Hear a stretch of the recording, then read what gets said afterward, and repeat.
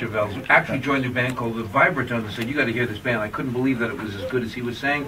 It was way better than what he was saying. And it was run by Jim Ryan. And I wound up with an audition to be able to join with that band. And Jim allowed me to get into the band, and the band became the Critters. We're going to play some of your other great hits right here at WPAT.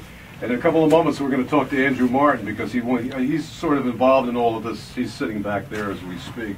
And Mr. Brad Willinger will be joining us, because he's an encyclopedia of rock and roll, and I used to work with him at another radio station nearby. But tell us what you'd like to tell our audience about some of the great things that you've done for the Hitmen, or even for the Critters for that matter, and some of the greatest people in the world that you've worked with right here. Well, there's no question about that. I feel like I've been very blessed to have lived the life that I've lived.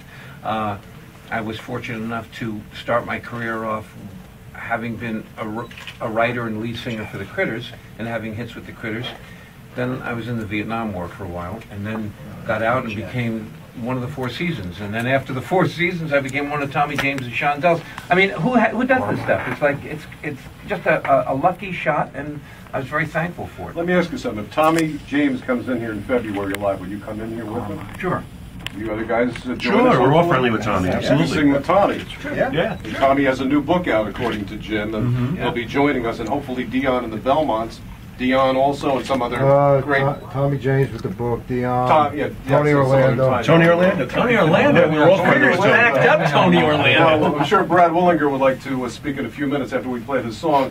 Some of the great guests that I'm sure you'd like to see in the studio in the next couple of months, or maybe the next year or so. I'm sure you can make quite a hit list, like the Hitmen, a hit list. I get it. Right here at WPAT. I see a theme. Trying to get his fastest fingers in it. Like that. Anarchy.